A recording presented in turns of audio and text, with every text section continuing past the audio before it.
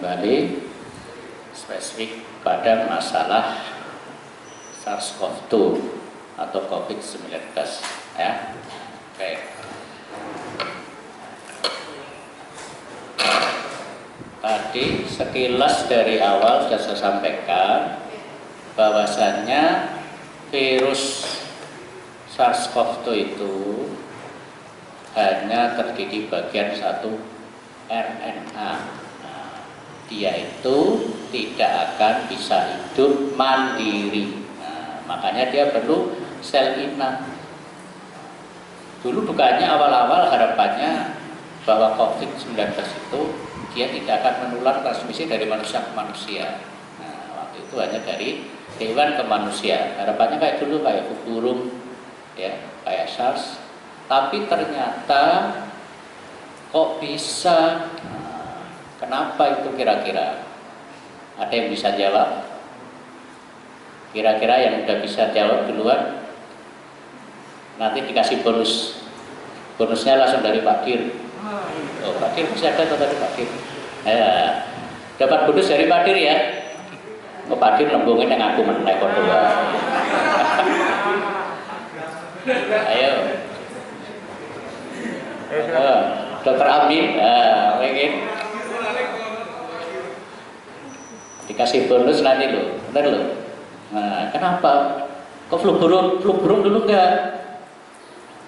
Kalau kena, wes, angka kematiannya tinggi. SARS waktu itu angka kematiannya hampir 10%, sampai 20%. Nah, sekitar 10% ya, sampai 20%. Kalau yang MERS itu sampai 30 sampai 40%. Kalau COVID ini hanya 2-3%. Oh, ini angka kematiannya. Tapi dia sangat mudah sekali menular. Virus ini termasuk virus yang contagious, contagious istilahnya. Sangat mudah menular. Kenapa? Setelah diteliti dari hewan-hewan tadi yang jadi inang, itu ternyata RNA dari virus ini dia sama reseptor yang dihinggapi. Reseptornya apa? Angiotensin converting enzyme 2. Itu ACE2 itu loh ya. Angiotensin converting enzyme 2. Ya. Ternyata ini sama, yang hewan itu sama manusia kok ada. Ada kemiripan itu, makanya diduga memang benar transmisi dari manusia ke manusia. Wes langsung heboh waktu itu ya. Di Wuhan terus lanjut ke luar negeri, ada yang kena semuanya. Kalau dilihat dari patofisiologinya, terus cara penularannya gimana dok? Cara penularannya, ya.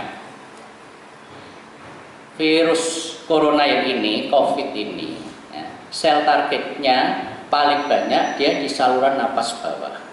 Nah, reseptor tadi angiotensin converting enzyme 2. Angiotensin converting enzyme 2 ini kalau di tubuh manusia diproduksi di mana saja, terutama paru, jantung, ginjal, ternyata di otak juga ada. Oh, banyak berarti ya. Makanya kalau nanti gejala COVID kok bervariasi sampai orang kayak stroke, jangan kaget. Ya, gitu loh. Ya. Terus cara masuknya gimana? Virus yang cuma sebenarnya makhluk yang tidak sempurna, tapi kalau sudah dapat inangnya kok luar biasa efeknya. Dia cuma RNA. Kalau makhluk yang sempurna dalam artian bisa eksis loh ya, bukan sempurna dalam arti sesungguhnya ya. Kalau yang bisa mandiri dia punya RNA, punya DNA dan lain-lain, gitu loh. Kalau COVID ini udah, dia otomatis disebarkan dari cairan apa yang ada dalam tubuh si inang itu. Dalam hal ini kita sudah bicara mengenai manusia ya, manusia yang menjadi pembawa virus itu. Berasal dari droplet. Droplet itu apa? Droplet itu percikan darah yang disemburkan dengan kecepatan tertentu yang ditimbulkan saat terjadi bersin maupun batuk. Nah, gitu. Itu namanya droplet. Kalau nggak sama bersin sama batuk namanya bukan droplet. Nah, itu biasa itu loh. Nah, itu beda. Kan bentuknya juga beda loh. Wah, sih enggak. Itu kan mesti semprotannya kecil-kecil loh. Tapi nek dokter Amin itu biasa gitu lah, pluk, ya, beda toh. Itu bukan droplet, gede sama kok droplet. Jadi droplet itu nek wangi, gebres, batuk. Nah percikannya kecil-kecil itu namanya droplet. Nah, gitu loh. Paham Mas Agus? Nah, semakin paham ya. Kalau sudah paham hari ini, nanti habis dari sini tidak ada lagi yang ngejar-ngejar maupun meneror para manajemen ya, K3 dan lain-lain. Karena nanti endingnya ya saya yang diteror. Jadi pokoknya hari ini nanti langsung clear beres ya. Tadi sudah komitmen loh.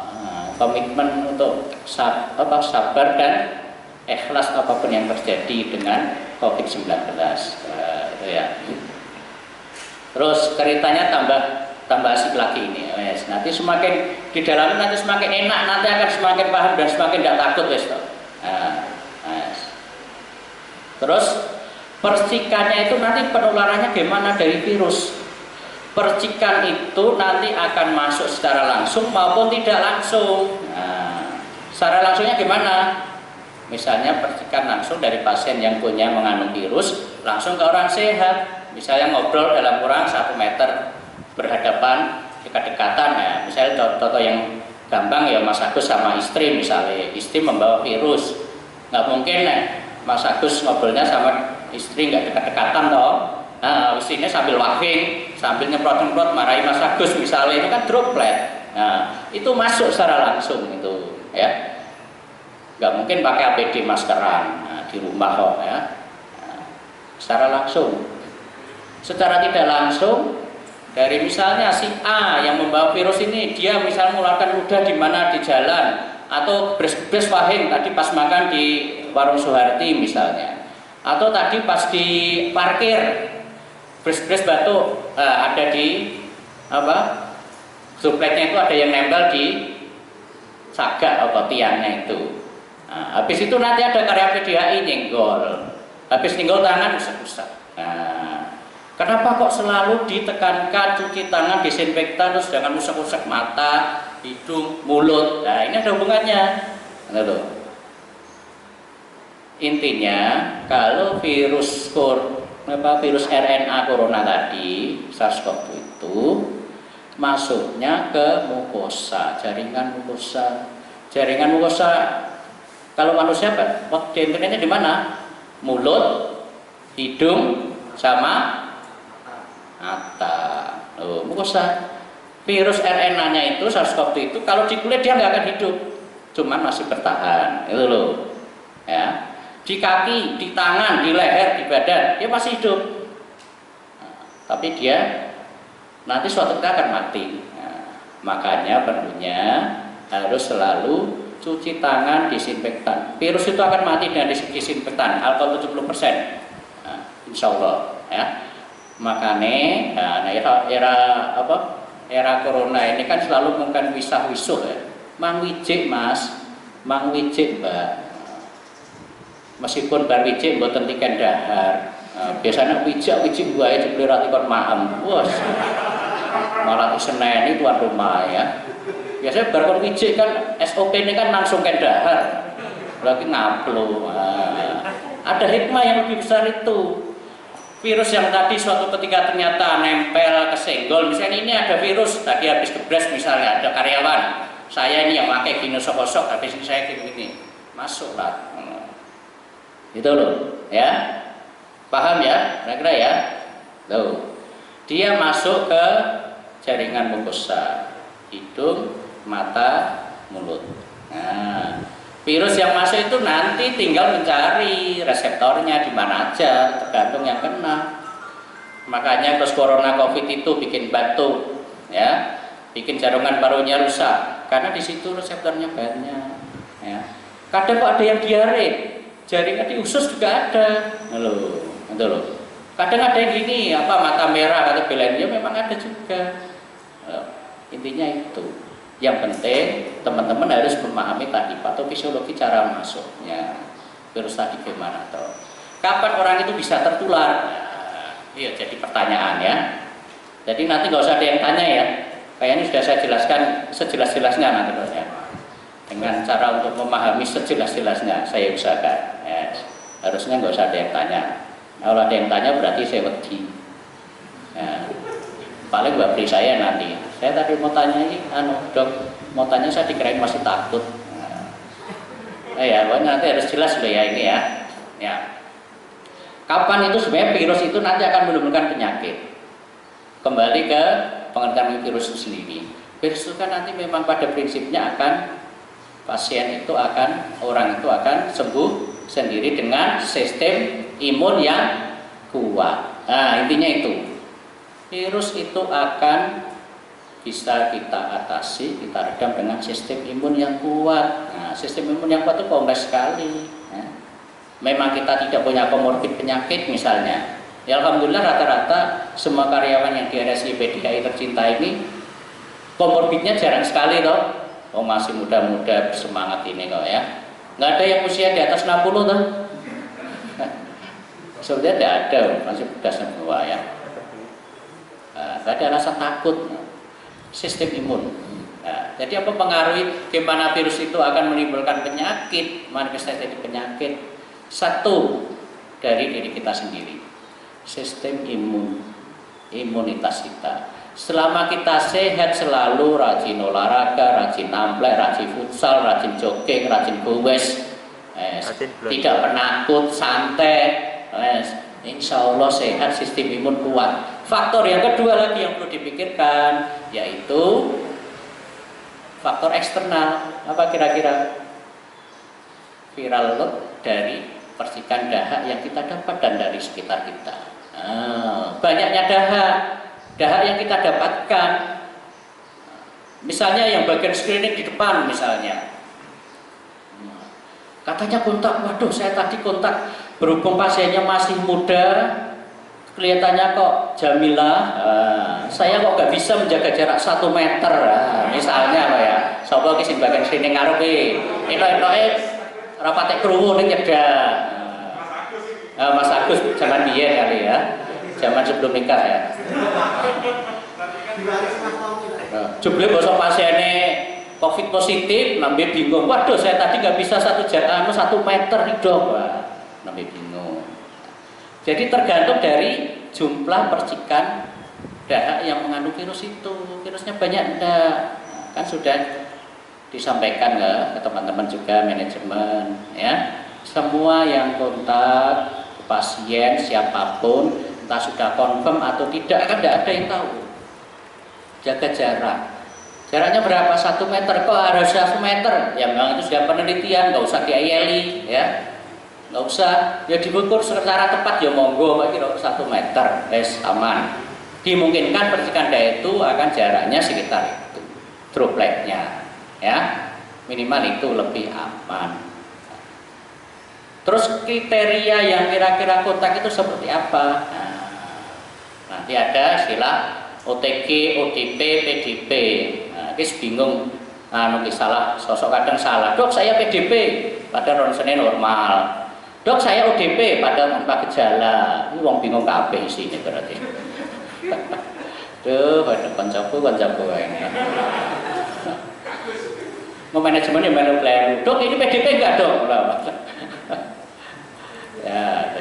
Kalau dulu istilahnya kontak erat risiko tinggi, ya sekarang istilahnya OTG, orang tanpa gejala. Ya. Orang tanpa gejala ya siapapun yang dia kontak dengan orang atau dia dari daerah transmisi lokal atau dia dari luar negeri yang memang dia sudah tak jelas ada COVID-nya atau enggak, perjalanan dari luar negeri atau dia kontak dari pasien yang sudah confirm maupun suspek COVID itu. Nah, tanpa gejala dia, tanpa pakai APD standar. Nah ini yang pada tidak tahu. Pokoknya judulnya ngeri kontak pasien ternyata diperiksa ternyata kok positif. Wah, OTG, gampang iman OTG misalnya ya. Gak usah was-was, tanpa APD standar. Lalu yang terakhir ini masih pada tidak tahu. Ya. Terus kalau ODP orang dalam pemantauan. Kalau dia seperti tadi, kayak OTG, ya, kontak misalnya saudara yang dari Jakarta, dari Bogor, Atau Jogja sendiri ya sebenarnya sudah lama ini sebenarnya transmisi lokal sebenarnya kalau Jogja. Ini baru kemarin itu ya Mas Ikar ya, ini baru mulai dinyatakan ya. Memang sudah lama sebenarnya Jogja. Seperti kriteria tadi, dia dengan gejala batuk atau demam, nyeri tenggorok, nah, itu dia namanya ODP. Disertai gambaran foto toraknya yang normal. Nah,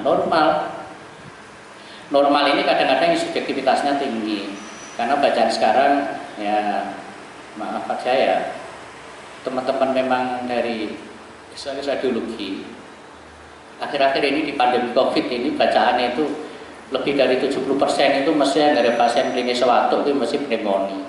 Nah, hampir selalu, nggak hanya di RSI, semuanya. Ya. Esperatnya aja juga tersugesti, apalagi karyawannya yang non medis di RSI. Ya.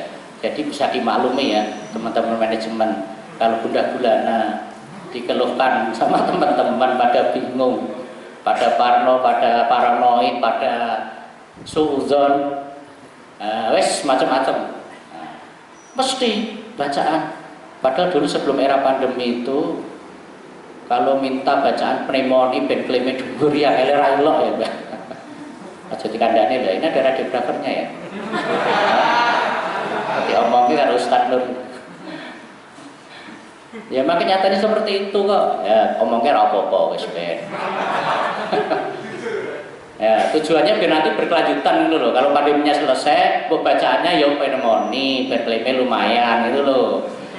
4 jutaan ke atasnya lumayan nanti. Ya, 3 juta atau 4 juta ya. Beda sama PPOK. Memang gitu kok. Oh. Kalau bacaannya ternyata ada infiltrat, fototorak, atau dengan CT scan lebih lanjut ada ground glass opacity, itu namanya PDP. Ya. PDP ada ringan, sedang, berat. Nah, mana nanti yang harus dikarantina, mana nanti yang harus dirawat inap. Kalau dulu kebijakannya awal, semua PDP rawat inap, semua yang ODP rawat inap dulu awal-awal. Ternyata kasusnya di Indonesia tambah banyak, akhirnya direvisi lagi. Pedomannya revisi, ternyata biar beda eksekusinya mana yang kira-kira harus rawat inap ya. PDP ya memang berat. Sedang sampai berat.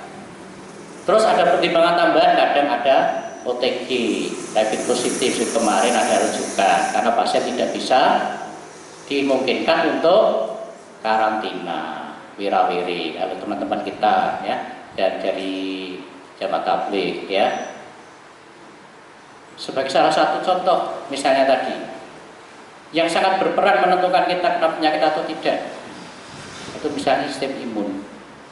Salah satunya tidak takut, cuek. Coba dilihat teman-teman dari yang jamaah tabligh dari klaster gua itu, yang positif rapid test berapa? Puluhan atau ratusan atau malahnya. Hampir di rapid kok positif, hampir semua kok sehat ya. Mana Ustaz duduk bisa menjawab nggak? Kok hampir semua kok sehat? Makanya saya tahu persis. Dokter Afif ada tak? Oh iya, katanya paginya juga aktif di jamaah tabligh. Nah, teman-teman saudara-saudara kita di jamaah tabligh itu orang-orangnya ini kepribadiannya sangat-sangat ikhlas, sabar, ya cara kasarnya cuek, yang penting bisa beramal soleh, nggak takut sama sekali. Takut hanya satu, yang menciptakan COVID-19. Nah, kalau yang takut sama COVID-19 berarti dulu sebelum ada COVID-19 dia sudah tidak takut sama yang diciptakan. Nah, ya loh ya, logikanya loh ya, ojo biar atau wedi. Saya kira COVID sing virusnya raket tok ukurannya cuma berapa nano, cuma 2 RNA tok, orang lengkap sebagai seorang makhluk hidup loh. Kok wedine sakole. Nah, halo.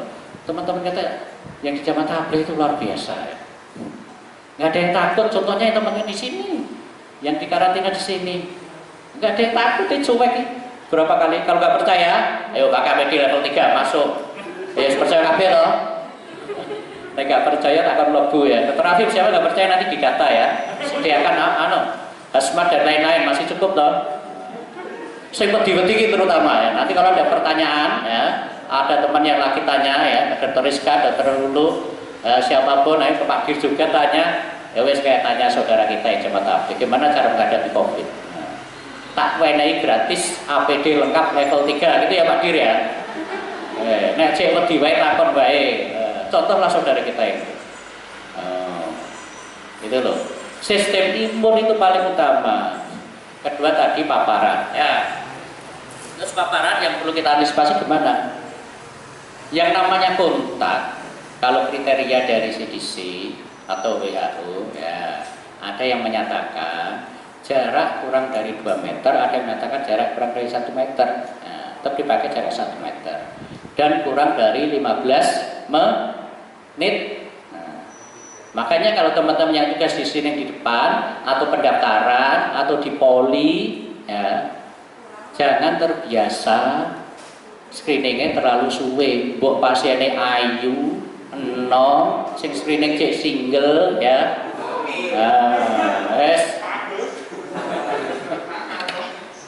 Udah, singkirkan semua itu. Ingat timing kalau kira-kira meniti. Mas 15 menit mendekati teman yang lain misalnya mengingatkan. Cepet. Kayak anu poliparu itu loh, poliparu SPP ini kan periksa pasiennya cepet banget toh. Sebelum ada COVID itu sudah dicontohin sama poliparu kok ya. Poliparu SPP yang satunya loh ya. Ada manfaatnya tuh ternyata. Poli yang periksanya paling cepet ya poliparu ya. Ternyata ada COVID pandemi. Saya ini pada melu-melu. Periksanya cepet aja suwe-suwe lah gitu. Terus ya, APD yang standar, APD standar yang tadi gimana yang dinyatakan kok APD standar kalau kontak dengan pakai APD standar namanya bukan kontak erat. APD standar ya sesuai levelnya, sesuai daerah operasinya. Level 1, level 2, level 3. Level 1 udah teman-teman yang bisa di screening pendaftaran gitu ya. Ya punya screening langsung hanya wawancara. Ya. APD-nya yang penting apa? Masker bedah. Ditambah lagi apa misalnya? Face shield. Tambah lagi apa misalnya lebih bagus lagi? Sarung tangan. Di anu lo ya, diingat-ingat bener lo ya ini lo ya. 1 masker bedah. Ya diusahakan jangan masker kain ya. Masker kain boleh mungkin yang memang nggak ada wawancara.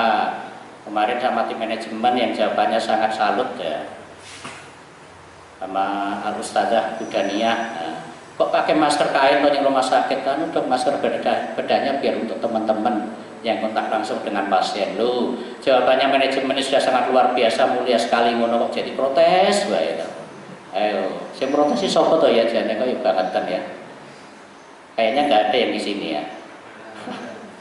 Nggak ada yang nggak protes, biasanya batin kalau langsung ya. Makanya pada protes itu tak minta untuk dikumpulkan di sini, gitu loh, biar nanti sudah ditabayunkan keterangannya, semuanya nggak ada yang menimbulkan khilafiyah pemahaman yang menyesatkan tentang COVID, mengenai ODP, PDP, karantina. Terus APD tadi ya level 1 ya, terus level 2 itu terutama teman-teman yang nanti berhubungan dengan tindakan-tindakan pengambilan spesimen yang tidak langsung dari saluran napas, kontak pasien yang suspek confirm, misalnya bersampel darah, pokoknya nggak berhubungan dengan saluran napas. Ya. APD-nya apa? Ya hampir sama dengan level 1, hanya maskernya masker N95 ya, pakai face juga, Google juga, handscoon, baju ya, baju lengkap boleh atau apron, alas kaki boleh lebih bagus.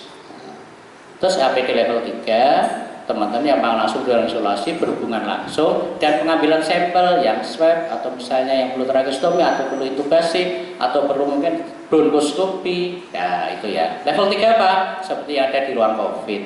Nah, level 3 yang kayak tadi misalnya indikasinya teman-teman yang masih suka protes, Nah, nanti akan dilihat teman-teman yang jamaah tabligh, yang nggak takut, yang nggak was-was ya. Boleh level 3, wes nggak protes. Saya pengen yang 95 dok, ya wes, karena punya ruang isolasi, disediakan sama wadir gratis. Nah, ya. Nanti kalau langsung di level 3 itu langsung berhubungan dengan pasien, langsung tindakan itu, ya memang jangan diusahakan, jangan direyus ya.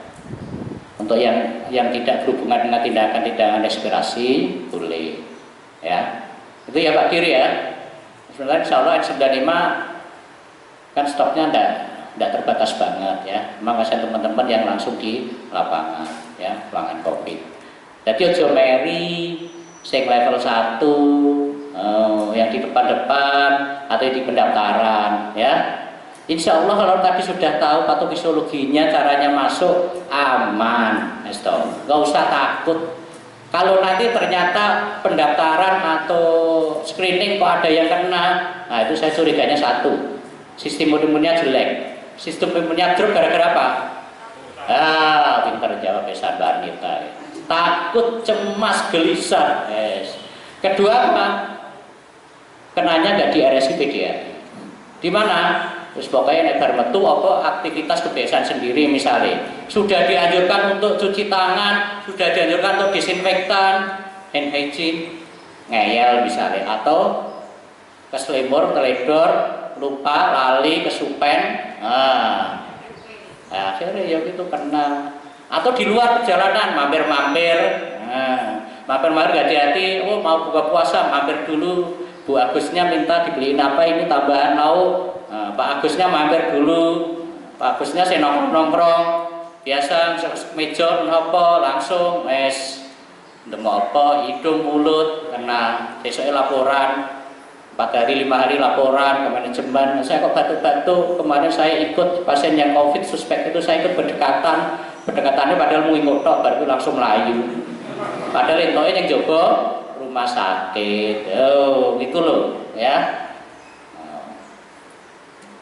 Sementara agak jelas sekali ya. Itu tadi yang menentukan bagaimana cara penularannya. Terus kenapa kok takut, cemas, gelisah kok tidak boleh? Kok mempengaruhi stamina daya tahan tubuh gimana? Ini ya ono patofisiologi ini. Tanya lagi ya, ada bonus.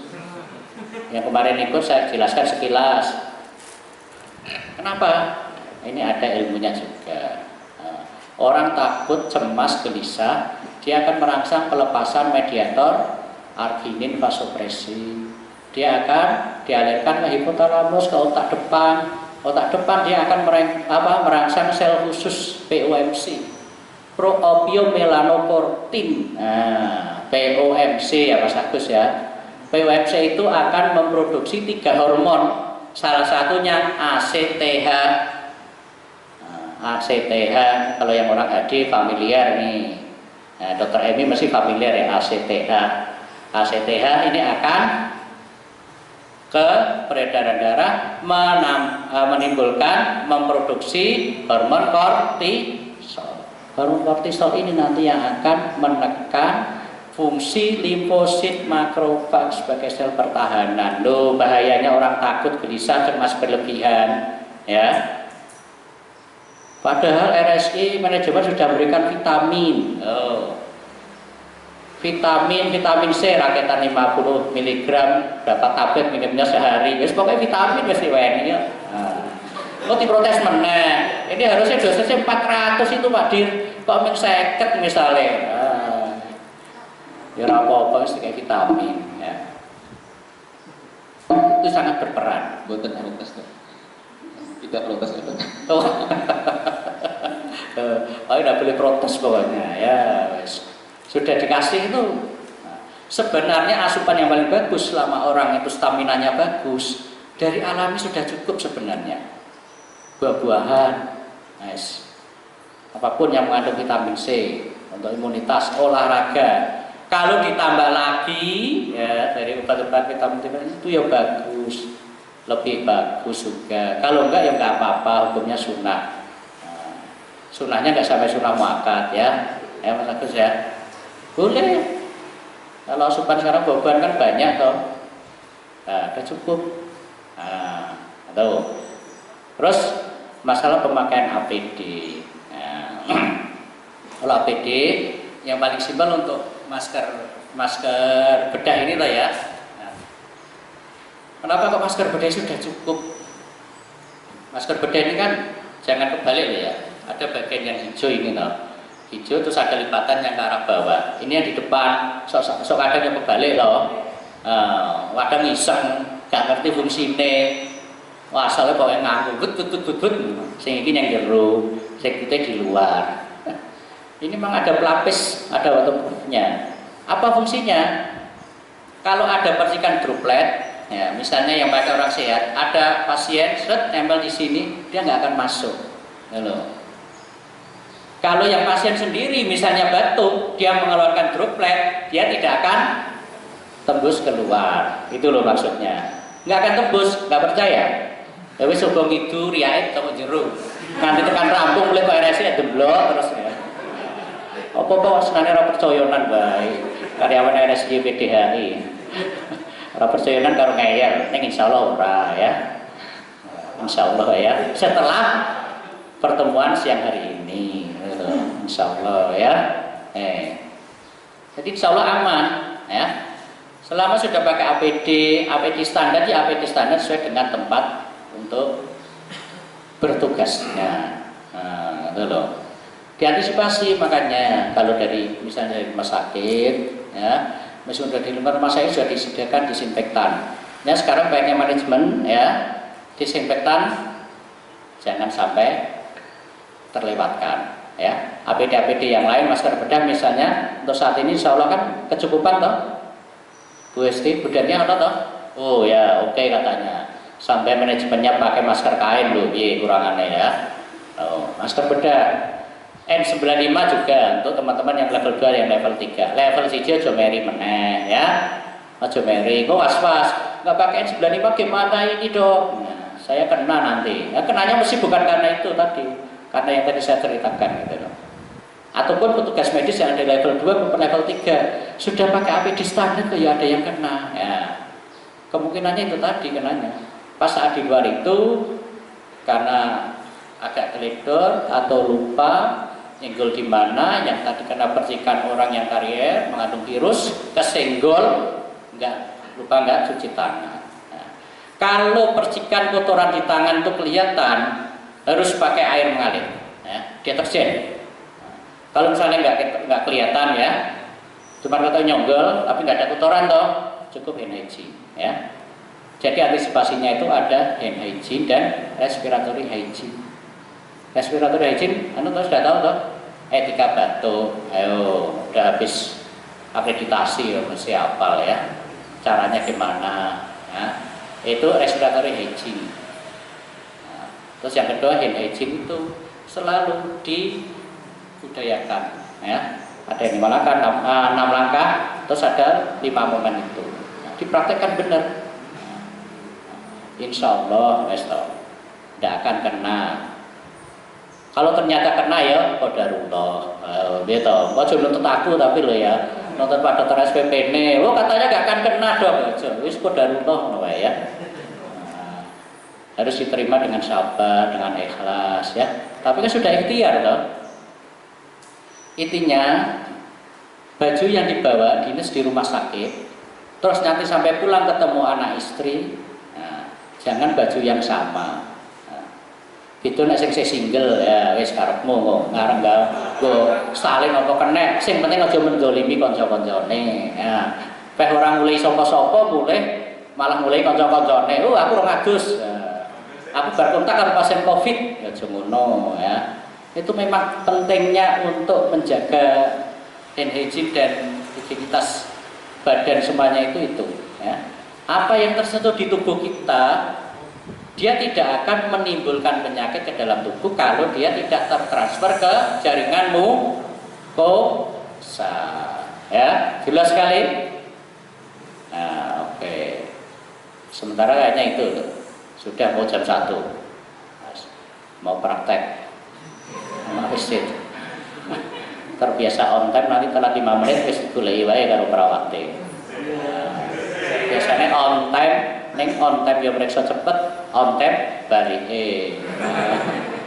On time sakabe. Nah, kira-kira itu ya tetap ada waktu tanya jawab sedikit. Nanti nggak diponis kok ketakutan ya. Ini bebas, nggak ada ponis, tes-tesan. Bismillahirrahmanirrahim. Assalamualaikum warahmatullahi wabarakatuh. Waalaikumsalam. Pak Agus, saya sudah kenalan atau gimana? Ini tadi pas saya ambil mic, Tommy meneh gitu ya. Jadi begini dok, yang ingin saya sampaikan yang pertama terima kasih banyak kepada Dr. Ngatwanto yang pada kesempatan hari ini memberikan pembekalan pada kita gitu, yang memang kita tunggu-tunggu dari sejak awal kita melakukan screening dok. Jadi memang yang disampaikan Pak Karnadi tadi ngapunten kalau misalnya kita orang awam dok, kalau ada rasa takut ya khauf dan sebagainya, itu memang kalau saya pribadi ya wajar gitu ya kebiasaan, karena kita tidak tahu informasi yang di luar memang begitu dahsyatnya gitu ya. Begitu hebatnya, banyak sekali informasi yang hoax, tidak hoax, kita dapat semuanya dan kita karena kekurangan ilmu dalam hal ini memang susah untuk membedakan ini hoax atau tidak. Dan yang kedua memang persoalan persepsi, dan memang karena dari awal sebenarnya teman-teman sih ikhlas ya, ikhlas dan memang kalau bukan protes istilahnya kayak misalnya anak ke bapak ke orang tua gitu. Ini kita gini-gini ngerasain ini ya disampaikan ke manajemen seperti itu.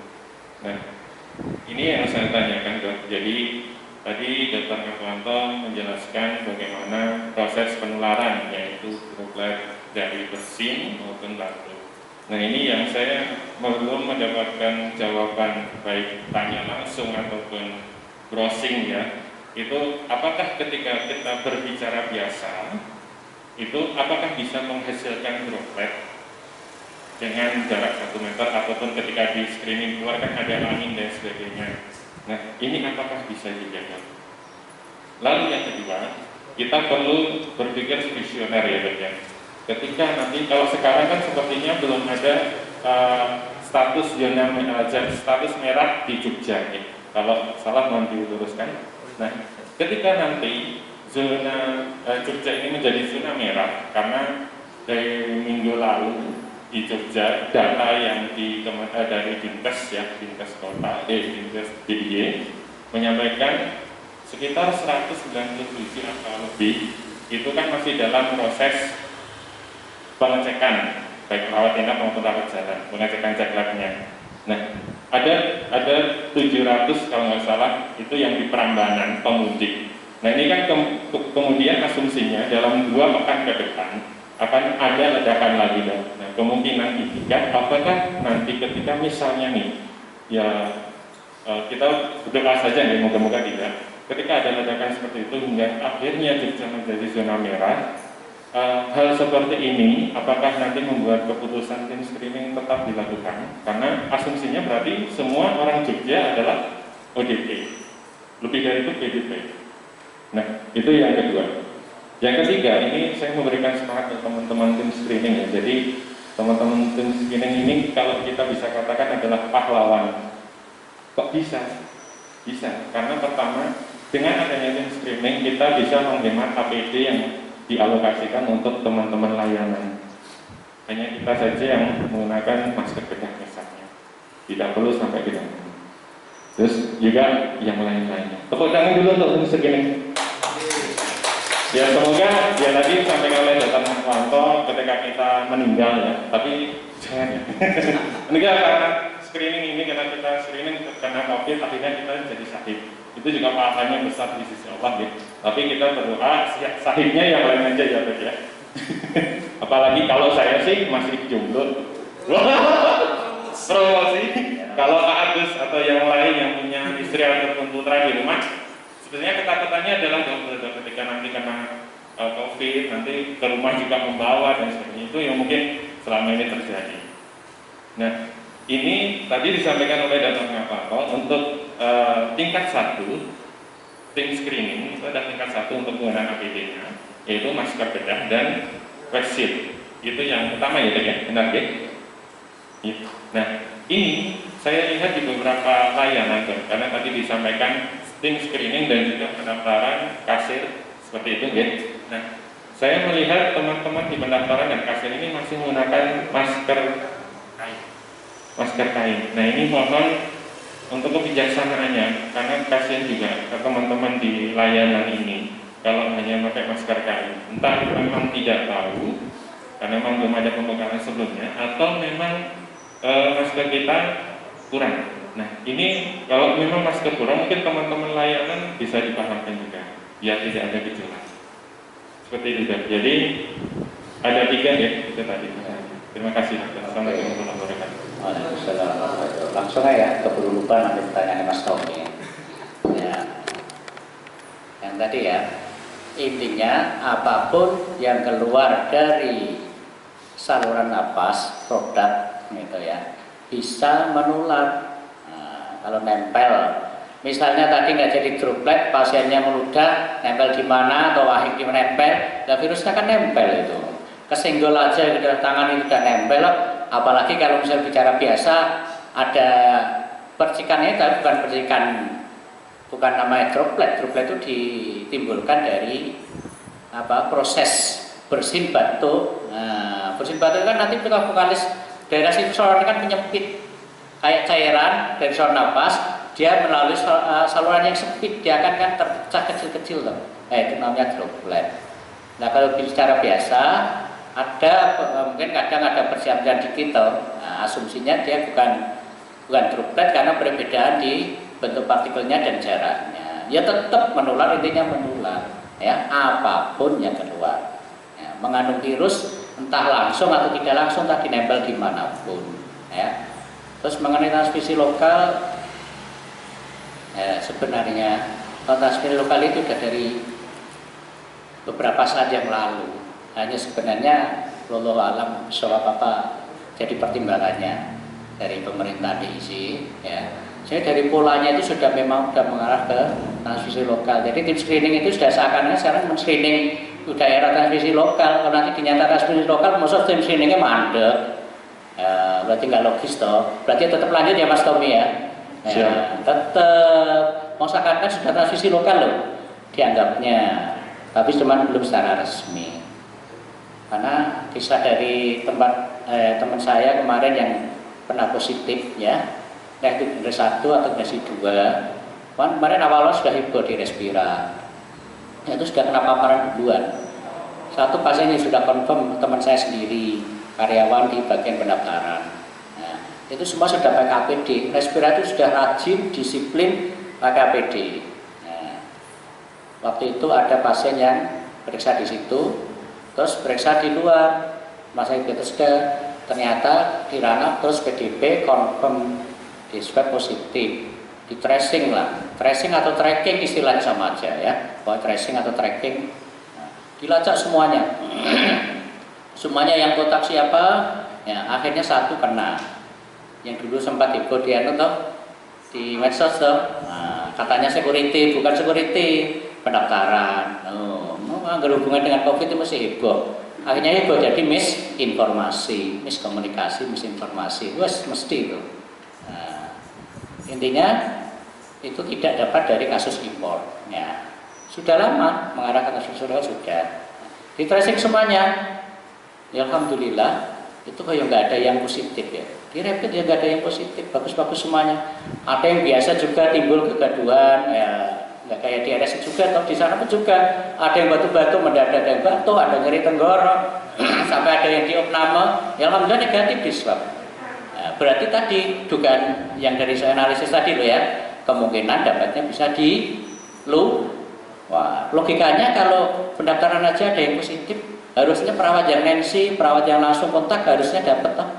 Oh, gitu loh ya Mas Tommy ya. Jadi nggak usah takut, selama 1 pakai APD standar itu sesuai di tempat masing-masing ya.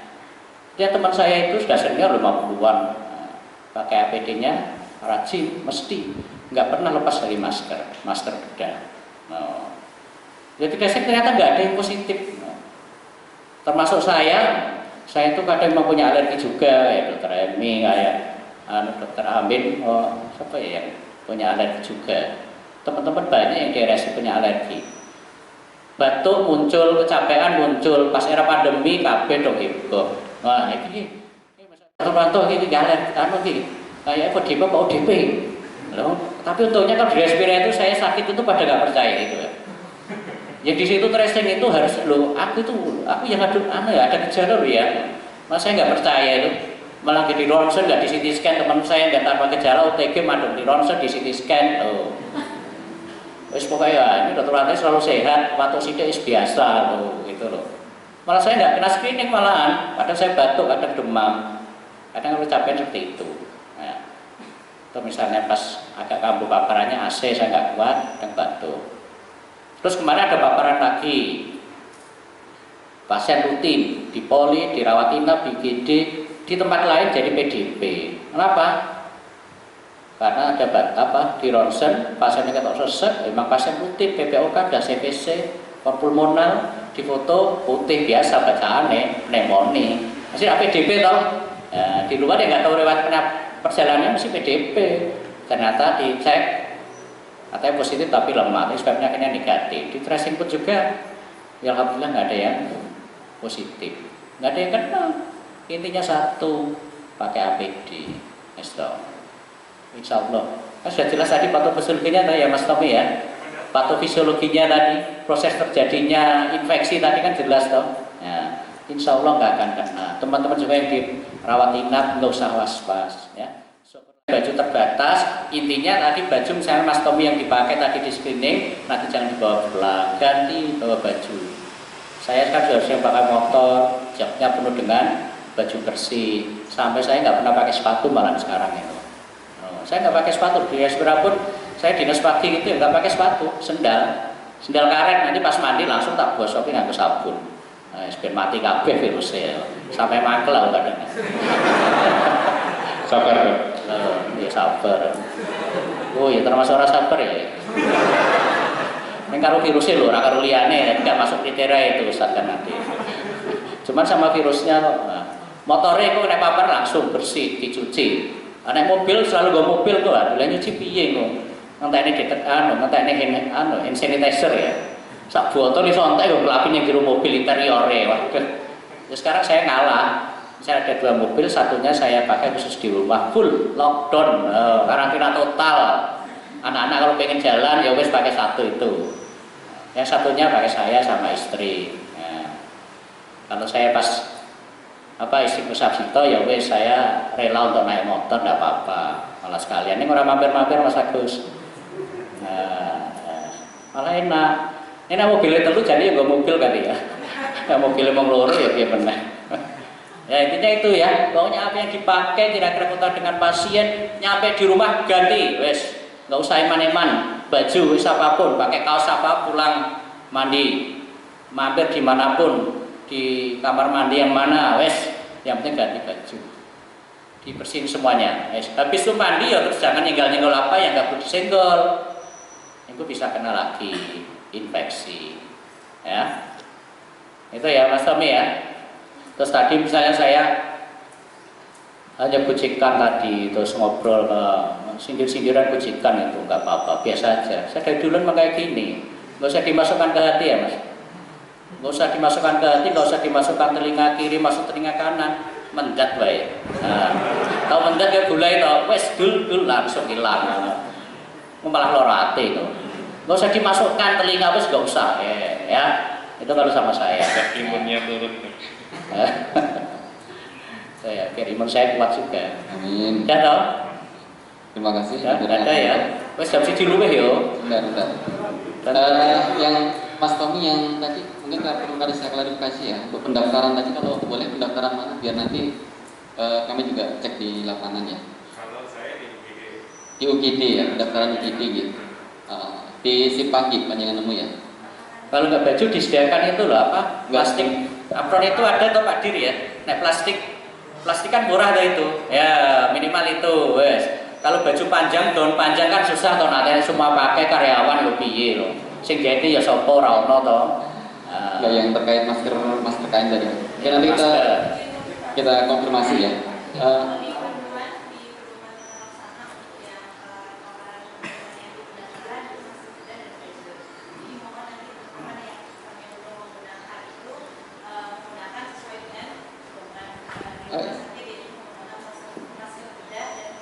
Ya, terima kasih informasinya Mas Tommy, nanti kita coba Assalamualaikum. klarifikasi. Intinya APD-nya Satu lagi Pak.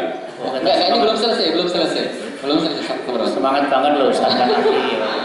Sabar. Jadi yang di pendaftaran itu tadi sampaikan oleh Dr. Lulu, APD-nya adalah masker bedah dan face shield. Jadi nanti kalau ada temuan kami bisa disampaikan. Kalau medis nih Pak, jadi bekal-bekal seperti ini sangat bermanfaat sekali.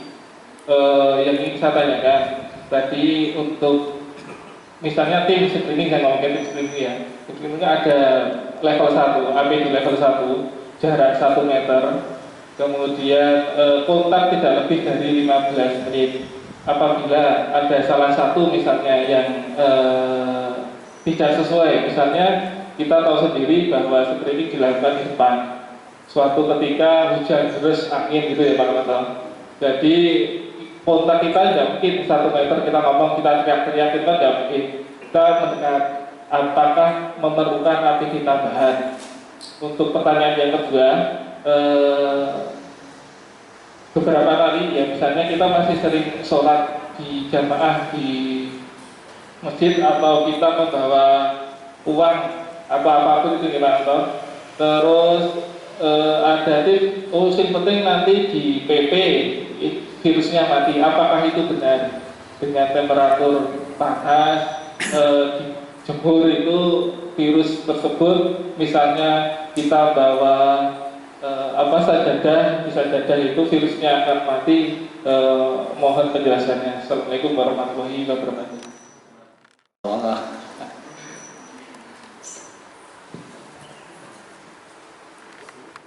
Pertanyaan saya terkait dengan pengambilan keputusan di kampung saya ya. Permasalahan di kampung saya itu ada suami-suami yang belum pada pulang, itu sekitar 5 orang. Itu ya termasuk saya. Itu di kampung saya menjadi pembahasan yang sangat seru, dan saya sebagai tenaga kesehatan diminta untuk caranya sebenarnya seperti apa sistem isolasi bagi para suami yang ada di luar Jogja. Bagaimana sistem isolasi yang benar? Apakah harus beda rumah ataukah bisa satu rumah? Dan bagaimana cara-caranya itu, dan apa yang harus saya sampaikan pada kampung saya seperti itu. Terima kasih. Assalamualaikum warahmatullahi wabarakatuh. Yang pertama tadi, pengertian kontaknya. Kontak tadi jarak kurang 1 meter, 1 meter atau 2 meter, waktunya ya. Jadi timingnya sekarang kalau jaraknya nggak bisa, berarti waktunya ya. Ngobrol ke pasien dalam screening berarti jangan terlalu lama ya. Secepat mungkin. Tadi kejadian tadi loh, poliparu tadi loh, periksa pasien cepat dah sebelum pandemi COVID tadi loh ya. Jadi hujan deras nggak bisa jauh-jauh, dekat, tapi jangan lama-lama. Mas Tommy malah hujan deras, wah pasiennya kok ngobrol malah suwe ya, lali ya. Itu meneh itu ya, ternyata COVID pasiennya ya. Ajarannya Mas Agus biyen paling. Terus apapun memang benda-benda yang di luar bisa ditempeli virus SARS-CoV-2. Sampai paketan itu pun konon katanya bisa. Virus bisa pasti bertahan di benda-benda mati, ada yang bilang sampai 9 hari, ada hitungan jam, yang jelas bisa bertahan. Intinya satu tadi, apapun kita megang sesuatu yang kita tidak familiar, tidak terbiasa, tidak sering, habis megang apa, kita nggak yakin itu steril. Berarti yang disterilkan apa? Tangan kita, hand hygiene. Nah, hand hygiene-nya jangan lupa. Respiratory hygiene sama hand hygiene, dua itu tadi kuncinya. Ya, yang sakit respiratory hygiene, maupun yang sehat juga boleh, tetap diperhatikan ketika batuk. Hand hygiene, kalau perlu dimanapun pakai hand sanitizer. Ya Mas ya. Nanti misalnya mau sholat pun, misalnya habis sholat, pas-pas tadi masjidnya gimana, sajadahnya kemana? Hand sanitizer-nya. Bisa kotornya kelihatan, wah sajadahnya kayaknya kotor, langsung dari sabun bersihkan, itu loh, pakai air mengalir. Kalau enggak, kalau misalnya sudah bersih, langsung cukup hand sanitizer. Atau 70% atau hand sanitizer yang lain ya, banyak jenisnya yang mungkin mengandung itu disinfektan. Jelas ya. Sama mengenai karantina, intinya kalau mengkarantina, kayaknya kalaupun satu rumah sama keluarga itu pasti suatu ketika tetap nggak bisa dijaga, wis toh. Tetap nggak bisa dijaga, susah sekali. Karantina dalam satu rumah, risikonya juga risiko aturannya tertabrak kemungkinan sangat besar. Nah, karantina kalau lebih bagus ya harusnya sendiri. Tapi kalau mau hakul yakin, satu rumah, physical distancingnya jelas, 1 meternya jelas, kadang kan orang lali toh, terlupakan. Intinya dipahamkan karantina itu dilakukan tiap hari apapun selama 14 hari, dia tidak kontak dengan semua orang apa yang di sekitarnya, apapun barang benda yang bersinggungan dengan orang yang memang tadi confirm COVID atau suspek. Ya, mau metodenya gimana, asal dia bisa meyakinkan nggak akan kontak berhubungan dengan orang tersebut, itu karantina. Ada cerita kalau yang itu loh, yang di Kulon Progo, bisa di Tangerang, karantina pribadi langsung di tengah hutan, bener-bener karantina bener itu. Iya bagus itu, di koran kan itu tuh ada loh. Nah, itu bagus. Intinya itu. Oh, dalam satu rumah kalau hakul yakin nggak akan bersinggungan, monggo gitu loh. Tapi kan nggak jamin, gitu loh, ya. Itu ya, insya Allah jelas ya. Dan saya mohon maaf juga kalau dari dulu tidak melakukan diskusi. Dulu pernah diminta juga, tapi kadang waktunya dulu kan nggak bisa. Kebetulan ini pas COVID ini polinya tidak tiap hari pun juga dibatasi di Respira. Saya sempatkan, di samping itu juga melihat kegelisahan teman-teman, akhirnya ya saya usahakan ya. Dulu saya kira itu terus sudah diisi, Dr. Lulu udah minta dari dulu ya. Saya kira sudah diisi siapa yang lain teman-teman. Saya kira COVID itu ya ilmu baru dan semuanya paham kok. Dr. Rais juga ada, Dr. Kita ada, yang teman-teman yang lain banyak, Dr. Amin juga, malah mumpuni sekali tentang COVID ini Dr. Amin ini. Tapi nggak mau transfer ilmu, melu kayak gitu. Jadi saya sampaikan tadi, oh liane mah bener yakin ya. Dan saya juga hobinya tiap hari bercanda terkait sama teman-teman. Lah, kok ya yakin. Saya tiap hari guyonan, nggak pernah saya serius loh. Ayo teman-teman, saya sudah berapa tahun di sini, nggak pernah serius loh. Kok ya yakin, Tidak ada pilihan lain paling. Nasibku ya. Ya, pokoknya itu yang saya sampaikan. Ya, mungkin bisa memberikan sedikit ya, menghindarkan khilafiyah tadi. Bukan protes lah istilahnya khilafiyah ya. Nanti saya malah dianggap menyudutkan. Enggak loh ya Mas Tommy dan kawan-kawan, bukan. Saya juga menyampaikan ini dengan segimana bisa sampai ke hati teman-teman ya. Jangan pokoknya sing guyonan-guyonan tadi wis dianggap mendak wae ya, mental langsung, wis enggak usah dimasukkan ya. Terima kasih ya. Kalau nanti ada apa-apa lagi, monggo tanya, silahkan. Monggo kita tutup dengan doa kafaratul majelis bersama-sama. Subhanallah wa bihamdihi asyhadu an la ilaha illa anta astaghfiruka wa atubu ilaik. Kurang dan lebihnya dari saya pribadi mohon dimaafkan ya. Untuk Ramadan, ya semoga nanti apa yang kita perjuangkan di sini jadi amal ibadah kita. Taruhannya mati syahid.